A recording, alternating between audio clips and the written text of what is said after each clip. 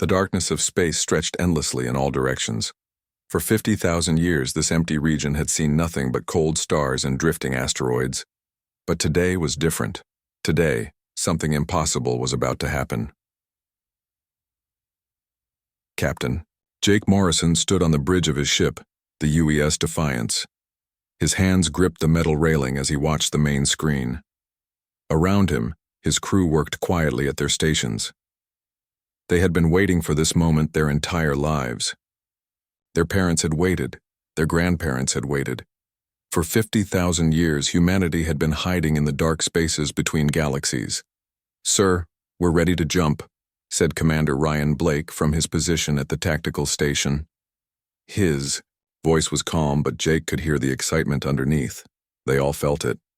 After so many years of exile, they were finally going home. "Dr. Park, are all systems green?" Jake asked. Dr. Lisa Park looked up from her science station. She was the smartest person Jake had ever met. If anyone could get them through this safely, it was her. "All systems are working perfectly, Captain. The dimensional drive is stable. Our shields are at full power." Jake nodded. He looked around at his crew one more time. These people trusted him to lead them back to a galaxy that had forgotten they ever existed. The weight of that responsibility sat heavy on his shoulders. "All ships, this is Captain Morrison," he said into his communication device. "Today we return to our home galaxy. Today we show them that humanity is still alive. All ships prepare to jump." Through the bridge windows, Jake could see the other ships in their fleet. There were 300 vessels in total. Not a huge number compared to the massive fleets that ruled the galaxy now, but these ships were special. They carried technology that the galaxy had never seen before. Technology that would change everything. "Jump in 3, 2, 1, Ryan called out. Space twisted around them. Reality bent and folded as the ships moved, through dimensions that most species didn't even know existed. For a moment, Jake felt like he was everywhere and nowhere at the same time. Then, with a flash of light, they appeared in normal space. Before them was a small blue and green planet, Kepler 442c, according to their old star charts. It was a mining world now, covered with alien structures that dug deep into its surface. Ships moved back and forth between the planet and several space stations floating in orbit. "Captain, we're being scanned," Lisa said. Her instruments were lighting up with readings. "Multiple alien vessels are detecting us." Jake wasn't surprised. Their ships looked nothing like the vessels used in this galaxy. Where alien ships were smooth and curved, human ships were angular and aggressive. Where alien technology glowed with soft colors, human technology pulsed with raw energy. "Sir, incoming transmission," said the communications officer. "It's from one of the alien patrol ships." "Put it on screen," Jake ordered. The main display changed to show the interior of an alien bridge. The creature looking back at them was tall and thin, made of what looked like living crystal. Its faceted head reflected the light from its own bridge in rainbow patterns. This was a Zephyrian, one of the 3 main species that ruled the galaxy. "Unknown vessels," the alien said in a voice that sounded like wind chimes. "You are in restricted space. Identify yourselves immediately or you will be destroyed." Jake stepped forward so the alien could see him clearly. He wanted this first meeting to be memorable. "I am Captain Jake Morrison of the United Earth ship Defiance. We are humans, and we have returned." The crystal being stared at him for a long moment. Its rainbow patterns shifted and changed as it processed what it had heard. "Impossible," it finally said. "Humans are extinct. The primitive species destroyed itself 50,000 years ago.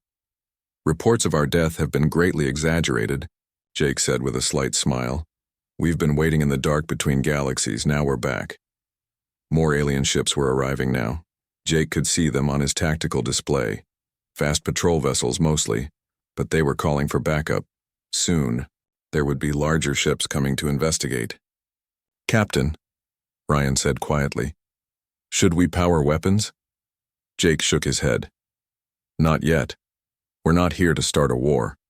We're here to reclaim our place in the galaxy." The Zephyrian on the screen was speaking rapidly into its own communication device. Jake couldn't understand the words, but the tone was clear. The alien was frightened. Good. Fear would make them careful. Human vessel, the Zephyrian said, turning back to the screen. You will remain in this position. Do not move. Do not power weapons. A council fleet is coming to deal with you. The transmission ended. Jake looked around his bridge. His crew was watching him, waiting for orders. Well, that went about as expected, Lisa said. They think we're primitives who somehow survived. Let them think that for now, Jake replied. Ryan, what do our sensors tell us about their ships? Ryan checked his readings. Their technology is exactly what we expected, sir. Same designs, same energy signatures. They haven't advanced much in 50,000 years. Jake nodded. That made sense. When you stole all your technology instead of developing it yourself, progress was slow. These aliens had built their entire civilization on human innovations they had captured long ago. They had no idea how far humanity had really advanced during their exile. Captain, Lisa said, I'm picking up interesting readings from the planet below. Those mining operations aren't just extracting normal metals. They're harvesting rare elements that can only be used in advanced technology. Jake studied the data she was showing him. The aliens were mining materials that humans had discovered 50,000 years ago, materials that were essential for building the most powerful weapons and shields. It seemed the galaxy's rulers were preparing for something big. Sir, incoming fleet, Ryan announced. 20 ships moving fast. They'll be here in 10 minutes. Jake made his decision. Signal the fleet. We're going to give them a demonstration they'll never forget. Power up all systems. Let them see what real human technology can do. Around him, the bridge came alive with activity. The lights dimmed as power flowed to the ship's advanced systems. Outside, the other human ships began to glow with energy patterns that defied known physics. Captain, Lisa said, excitement clear in her voice. Our presence here is already causing ripples through their communication networks. Word is spreading fast. The entire galaxy is about to learn that humanity has returned. Jake smiled as he watched the approaching alien fleet. For 50,000 years, these species had lived a lie. They had convinced themselves that they had eliminated the human threat forever. They had built their power on stolen human technology while telling themselves they were superior. Today, that lie would begin to crumble. Today, humanity would remind the galaxy who the real innovators were. The long exile was over. The real story was just beginning. The news traveled faster than light across the galaxy. In the great halls of Nexus Prime, the massive space station that served as the center of galactic government, emergency meetings were being called. The Galactic Council, which had ruled for thousands of years, was in chaos. High Counselor Thranks of the Kalari paced back and forth in the main council chamber. His insect-like body clicked and clattered as he moved. The other council members sat in their assigned seats, all talking at once, the chamber filled with the sounds of a dozen different alien languages as representatives tried to make sense of the impossible news. Silence, Thranks shouted, his voice echoing off the crystal walls. We will discuss this matter in an orderly fashion. The chamber grew quiet. All eyes turned to the large display screen at the front of the room. On it was a recording of the first human transmission. Captain Jake Morrison's face looked back at them, calm and confident. This human claims to represent a surviving human civilization, Thranks said. This is clearly impossible. Our historical records are very clear. The humans destroyed themselves 50,000 years ago in a nuclear war. They were a violent primitive species that barely achieved spaceflight. Admiral Kevin Hayes, one of the few humans who worked for the council, stood up from his seat. He was old now, his hair white with age. His family had served the council for generations, believing they were among the last humans in the galaxy. Counselor Thranks, Kevin said carefully. Perhaps we should investigate these claims before we dismiss them. If there are surviving humans, we need to understand where they've been and what they want. Thranks's compound eyes fixed on Kevin. Admiral Hayes, your loyalty to the council has always been beyond question. But you must not let emotional attachment to your species cloud your judgment. These ships could be anyone. Pirates, perhaps, using human appearance to confuse us. But even as Thrank spoke, more reports were coming in. The human fleet had not attacked the Zephyrian patrol ships. Instead, they had simply waited. When the Council's response fleet arrived, the humans had done something that shocked everyone. They had made their ships disappear. Dr. Lisa Parks' voice came through the communication system, calm and professional.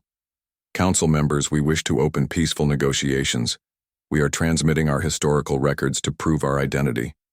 We believe you will find them very interesting. The data that came with the transmission made Kevin's blood run cold.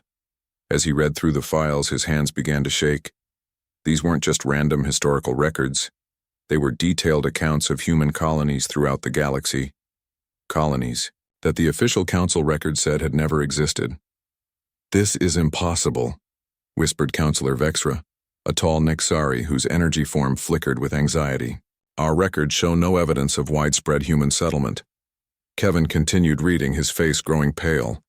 The human records showed cities on dozens of worlds, advanced technology that was far beyond what the Council believed humans had achieved. Most disturbing of all, the record showed that human civilization had been growing stronger right up until the day they supposedly destroyed themselves. "Counselor Thranks," Kevin said, his voice barely steady, "I request permission to access the deep archives. We need to verify these claims against our oldest records." Thranks's mandibles clicked together in annoyance. "Very well, but you will find nothing. Our histories are accurate." But Kevin was already having doubts. As the fleet admiral in charge of historical military records, he had access to files that most council members never saw. Late at night, alone in his office, he had sometimes noticed strange gaps in the data. Missing years, deleted files, records that seemed to have been edited. He had always assumed these were just normal data maintenance issues. Old files got corrupted or lost over time. But now, faced with these human claims, he began to wonder if something more deliberate had happened. Meanwhile, Commander Ryan Blake was leading reconnaissance missions throughout the nearby star systems. His small, fast ships used advanced stealth technology to observe alien installations without being detected. What he found confirmed humanity's worst fears about what the galaxy had become. On world after world, Ryan saw the same thing. Rigid caste systems where certain species were treated as slaves. Massive mining operations that stripped planets bare to feed the needs of the ruling classes. Military installations that seemed designed more for oppressing local populations than defending against external threats. "This isn't a civilization," Ryan reported back to Captain Morrison. "It's an empire built on oppression. These three ruling species have turned the entire galaxy into their personal playground." But the most shocking discovery came when Ryan's team intercepted communications between Kalari military commanders. The messages were in an old military code, but human computers cracked it easily. What they found inside made Ryan's hands clench into fists. The Kalari weren't just aware that humans had survived. They had been actively hunting for human survivors for thousands of years. Search fleets had been sent to the Galactic Rim every few decades, looking for any sign of human activity. The fact that they had never found humanity was a source of constant worry for the Kalari leadership. Back on Nexus Prime, Kevin had finally gained access to the deep archives.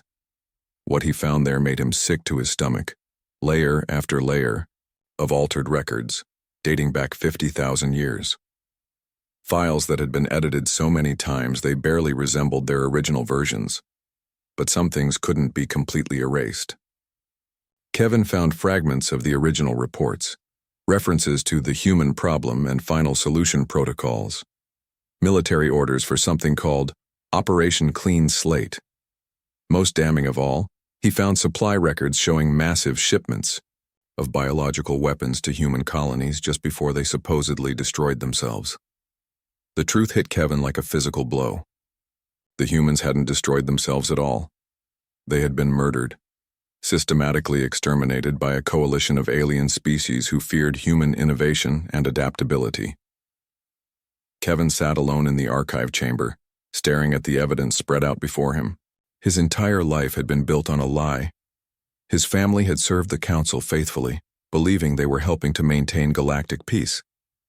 But the Council wasn't a force for peace. It was an organization built on genocide. His communication device buzzed. It was a priority message from the main council chamber. Thranks was demanding his report on the archive investigation. Kevin looked at the evidence one more time. He could hide this. He could claim he found nothing and hope the whole situation would go away. His family would be safe. His position would be secure. But then he thought about Captain Morrison's calm confidence in that first transmission. These humans had survived 50,000 years of exile. They had grown strong while hiding in the darkness between galaxies. They deserved to know the truth about what had happened to their people. Kevin gathered up all the evidence and headed back to the council chamber. As he walked through the corridors of Nexus Prime, he realized that everything was about to change. The Age of Lies was coming to an end. When he entered the chamber, all conversation stopped. Thranks looked at him expectantly, clearly hoping for good news. "Report, Admiral," Thranks commanded. Kevin took a deep breath and made the decision that would change the galaxy forever. "Counselor Thranks," he said in a clear, steady voice, "the humans are telling the truth, and we have a lot to answer for."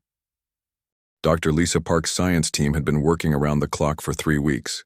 Their ships moved from system to system, investigating planets that showed signs of ancient human habitation. What they found painted a picture that grew more disturbing with each discovery.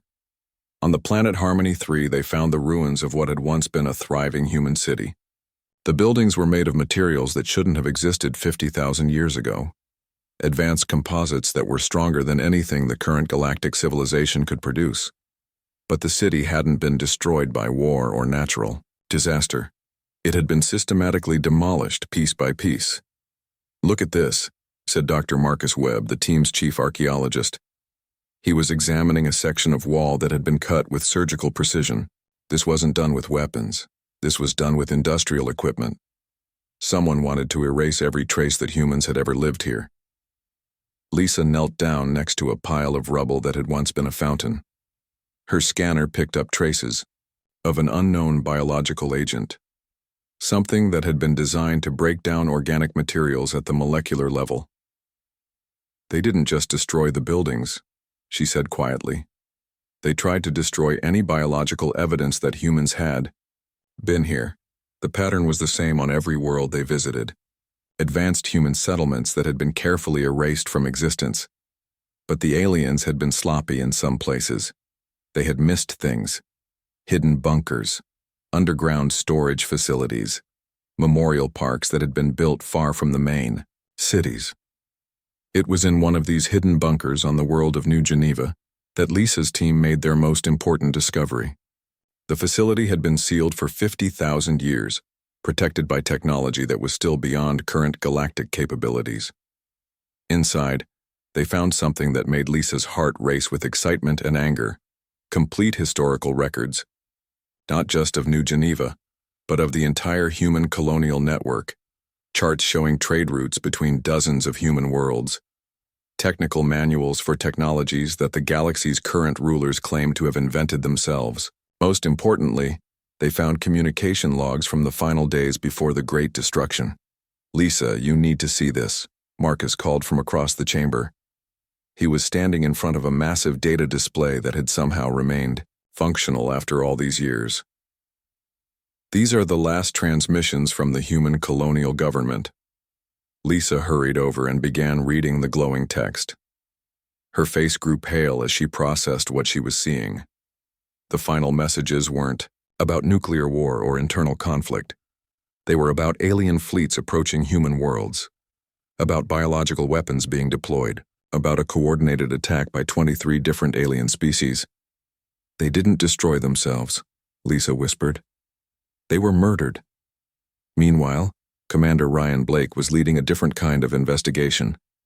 His stealth ships had infiltrated the most secure facilities in Kalari space. What his team found there made them question everything they thought they knew about galactic civilization. On the military research station Omega-7, Ryan's team discovered entire laboratories dedicated to studying captured human technology, devices that were clearly thousands of years old, still being examined and reverse-engineered by Kalari scientists. In the center of the main lab sat something that made Ryan's blood boil with rage. It was a human computer core. One of the advanced quantum processing units that human ships had used 50,000 years ago. The Kalari had been studying it for millennia, slowly learning how to copy its functions. Every breakthrough in Kalari computer technology had been based on this single stolen device. "Sir," said his communications officer, Sub-Commander Nina, "Torres, you need to hear this." She had been monitoring Kalari military communications. The messages she had intercepted were being transmitted using a very familiar encryption method, one that human intelligence services had developed 50,000 years ago. "They're using our own codes," Nina said with disgust. "They stole our communication technology and they've been using it ever since." Ryan's team moved on to other facilities. In each one they found the same thing. Alien technology that was actually human technology, stolen and copied. The Zephyrian crystal computers were based on human quantum processors. The Nexari energy weapons used principles that humans had discovered 50,000 years ago. Even the faster-than-light communication network that connected the entire galaxy was running on modified human protocols. But the most shocking discovery came when Ryan's team managed to infiltrate the personal archives of High Counselor Thranks himself.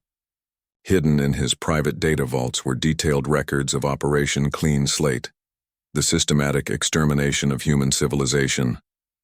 The operation had been planned for decades before it was carried out. Intelligence reports showed that alien observers had been studying human colonies, learning about their technology and military capabilities. The alien coalition had been terrified by how quickly humans were advancing. In just a few thousand years, humans had gone from a single planet species to a galactic power with colonies on hundreds of worlds. They were afraid we would surpass them. Ryan reported back to Captain Morrison. Human technology was advancing so fast that the other species couldn't keep up, so they decided to steal what they could and destroy the rest.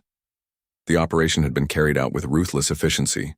Biological weapons were deployed simultaneously on every human world. The weapons were designed to target human DNA specifically, leaving other species unharmed. Within months, every human colony was silent. But the aliens had made one critical mistake.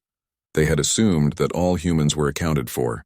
They hadn't known about the deep space exploration fleets that were operating beyond the galactic rim. These fleets had watched in horror as their homeworlds went dark one by one. Cut off and outnumbered, they had made the difficult decision to flee into the darkness between galaxies.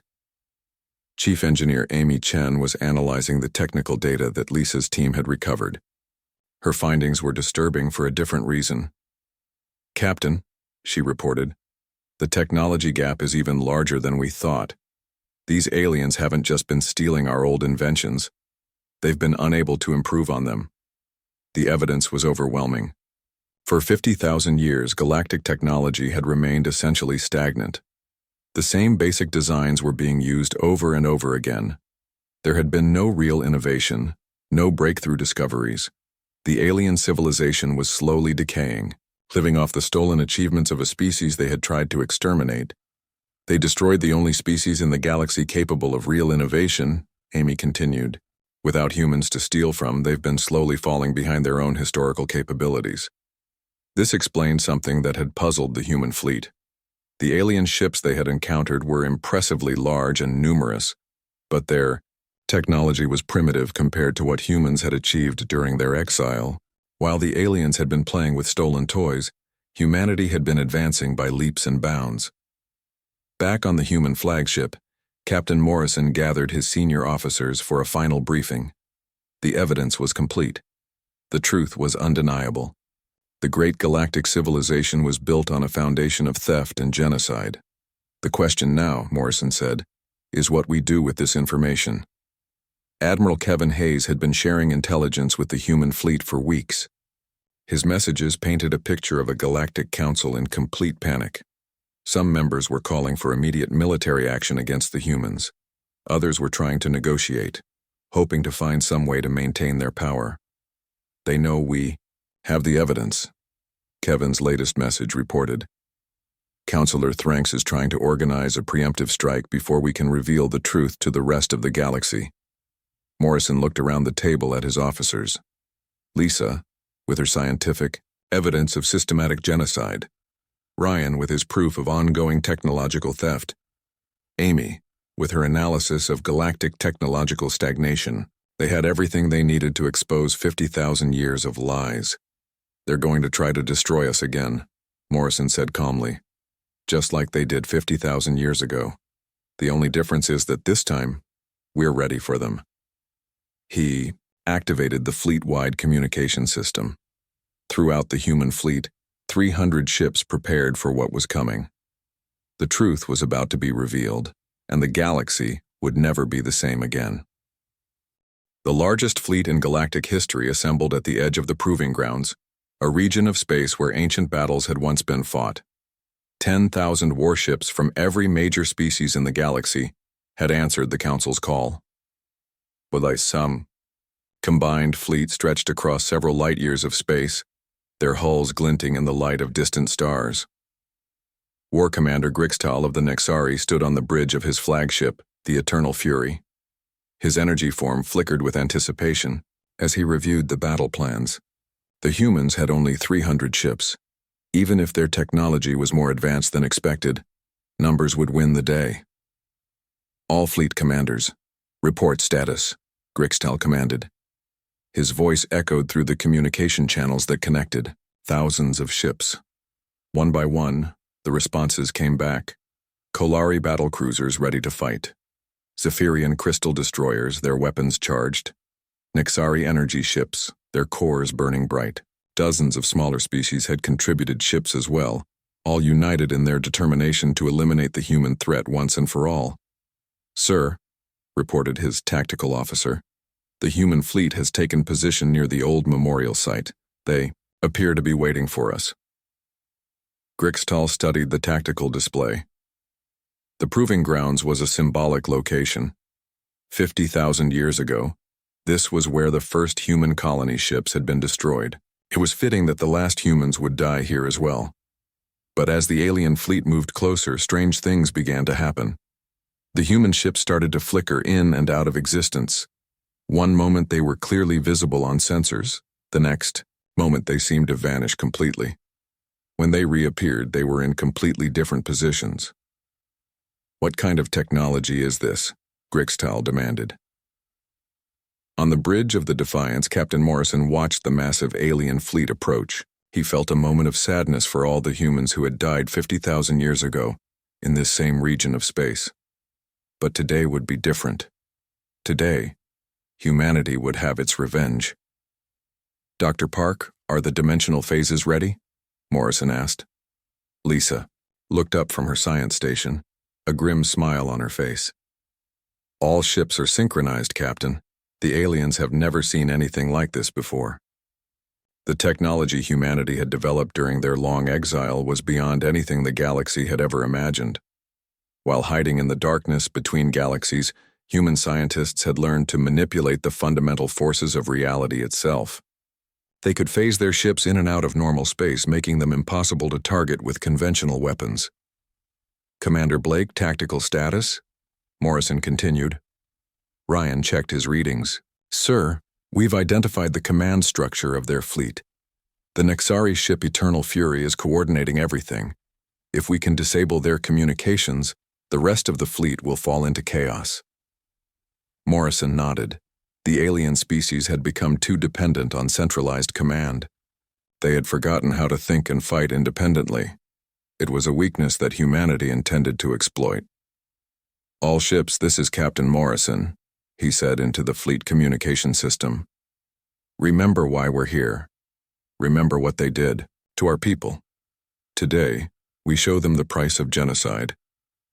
The battle began with the aliens firing everything they had. Thousands of energy beams and missile volleys filled the space where the human ships had been moments before, but the humans weren't there anymore. They had phased into parallel dimensions, watching the alien weapons pass harmlessly through empty space. Impossible! Grixtal shouted as his sensors showed no hits despite the massive bombardment. Where are they? His answer came when the human ships suddenly reappeared, but not where anyone expected them. They materialized inside the alien formation, their weapons already firing. But these weren't ordinary weapons. Human science had advanced far beyond simple energy beams and explosive missiles. The first alien ships to die simply stopped existing. Their atoms were restructured at the quantum level, turning solid matter into harmless gas. Others found their own weapons turning against them as human technology hijacked their targeting systems. The most shocking casualties were the ships that suddenly went dead in space as their crews fell unconscious, victims of weapons that could attack consciousness itself. "How are they doing this?" demanded Counselor Vexra from his ship in the rear of the formation. "Their weapons violate the known laws of physics." But Dr. Lisa Park's voice cut through the chaos, broadcasting on all frequencies. "Council members, you're seeing the result of 50,000 years of human innovation. While you've been stagnating, with stolen technology we've been advancing beyond your comprehension." The demonstration continued as human ships showed capabilities that seemed impossible. Chief Engineer Amy Chen's modifications allowed human vessels to exist in multiple locations simultaneously. Alien gunners found themselves shooting at targets that were both real and illusory at the same time. Commander Ryan Blake's tactical innovations proved even more devastating. Human ships began using the alien fleet's own formation against them. When Kalari ships fired at humans, their shots were redirected to hit Zephyrian vessels instead. The massive alien fleet began to tear itself apart as confusion spread through their ranks. But the most shocking moment came when Admiral Kevin Hayes, broadcasting from his position aboard a council ship, revealed the ultimate truth. "Fleet commanders," his voice echoed across all communication channels, "every weapon you're using was originally invented by humans. Every system on your ships is based on stolen human technology, and the humans kept the override codes. What happened next would be remembered as the greatest military reversal in galactic history." As Kevin transmitted ancient human command codes, alien ships throughout the fleet began to malfunction. Kalari vessels found their hive mind network crashing as human override protocols activated. Zephyrian crystal ships started to resonate at frequencies that shattered their hulls from within. Nexari energy cores destabilized as their original, human programming asserted control. War Commander Grixtal watched in horror as his own ship began to shut down around him. "This is impossible," he screamed.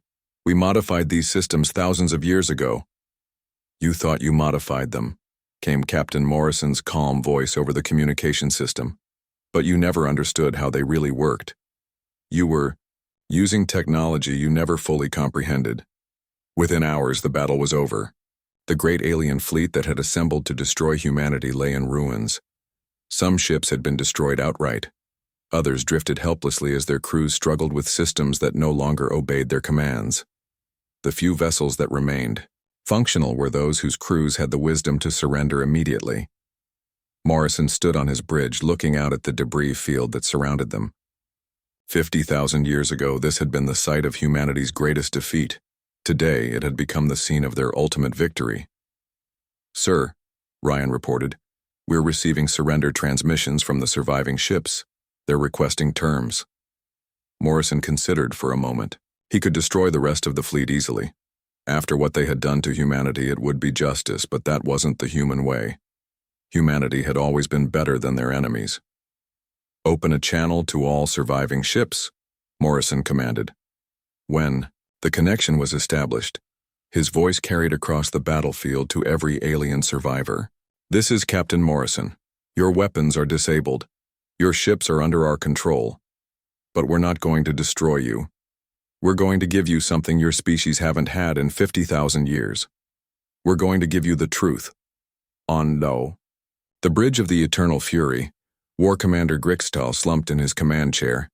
His energy form flickered weakly as he tried to process what had just happened. The humans had not just defeated them, they had made it look effortless. "Why?" he transmitted to the human flagship. "Why didn't you destroy us when you had the chance?"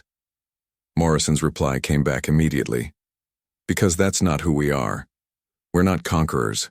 We're not genocidal maniacs, we're humans, and it's time the galaxy remembered what that really means." As rescue ships moved through the debris field, saving alien crews from disabled vessels, A new age began. The old order was finished. The Council's lies had been exposed, and humanity had returned to claim their rightful place in the galaxy. But this was just the beginning. The real work of rebuilding galactic civilization was yet to come. 6 months had passed since the Battle of the Proving Grounds. The galaxy was a very different place now. On Nexus Prime, the old council chambers had been converted into something new. Instead of the rigid hierarchy that had ruled for thousands of years, representatives from hundreds of species sat as equals around a circular table. Captain Jake Morrison stood at the center of the chamber, but he wasn't giving orders. He was listening. For weeks, species after species had come forward with their own stories of oppression under the old council system. The truth about the human genocide had opened floodgates of revelation across the galaxy. The Kalari forced our people to work in their mines for 3,000 years, said Ambassador Kethra of the Deltan people. Her blue skin was marked with the ritual scars that her people used to remember their suffering. They told us it was for the good of galactic civilization. Now we know it was just to feed their war machine. Similar stories came from dozens of other species. The Vorthon had been forced to give up their children to serve as soldiers. The Moralians had seen their homeworld stripped of resources to build Zephyrian crystal ships. The Hectari had been used as living computers, their natural telepathic abilities exploited to run communication networks. Dr. Lisa Park had spent months establishing the Historical Truth Commission. Teams of researchers from every species worked together to uncover the real history of the galaxy. What they found was even worse than anyone had imagined. The 3 ruling species hadn't just oppressed others, they had systematically destroyed any culture or technology that might challenge their control. We found evidence of at least 47 different genocides, Lisa reported to the assembly. Entire species wiped out because they developed something the council wanted to steal. Whole civilizations erased from history because they asked too many questions. But the most shocking discoveries came from the deep archives of the ruling species themselves. Admiral Kevin Hayes, now serving as Director of Galactic Reconciliation, had led teams into the most secret vaults of Council power. What they found there rewrote everything the galaxy thought it knew about its own history.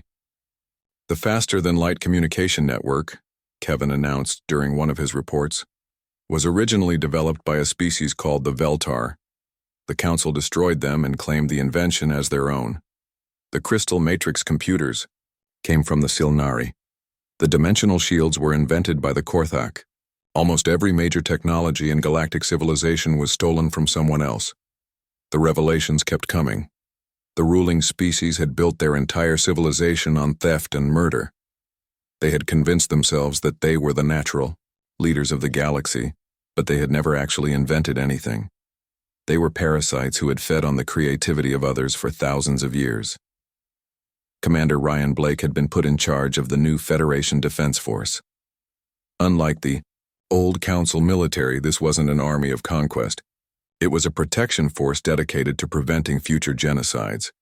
Human military philosophy was based on defense and cooperation, not domination. Every species has the right to develop their own culture and technology, Ryan explained to the new military commanders. Our job is to protect that right, not to control it. The transformation wasn't easy. Many members of the old ruling species found it hard to accept their new reality. Some Kalari commanders tried to organize resistance movements. A few Zephyrian lords attempted to set up independent kingdoms in the outer systems. Several Nexari, energy beings, simply refused to acknowledge the new government at all. But the galaxy had changed too much to go back to the old ways.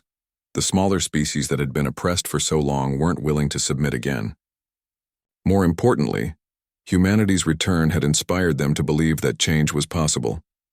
Chief Engineer Amy Chen led the technological revolution that followed the political one. For the first time in thousands of years, the galaxy began to advance again. Human scientists shared their knowledge freely, teaching other species how to build their own dimensional drives and quantum computers. The goal isn't to make everyone dependent on human technology, Amy explained to her mixed species research teams. The goal is to help every species reach their full potential. The results were amazing. The Deltan people, freed from Kalari oppression, quickly developed new mining techniques that were both more efficient and less harmful to planets. The Vorthan created art forms that combined their natural empathic abilities with human holographic technology. The Moralians used their deep understanding of physics to make improvements to human dimensional drive systems, but the greatest change was in how the galaxy governed itself. The old council had been based on the idea that some species were naturally superior to others. The new Federation was built on the principle that all species had value and deserved respect. "We're not trying to create a human empire," Morrison explained during one of the Federation's first major assemblies. "We're trying to create a true galactic community, where every species can contribute their unique gifts." The Federation faced many challenges. There were trade disputes to resolve, territorial conflicts to mediate, and criminal organizations to suppress. But these were normal problems that any government faced. They weren't the systematic oppression and genocide that had characterized the old council system.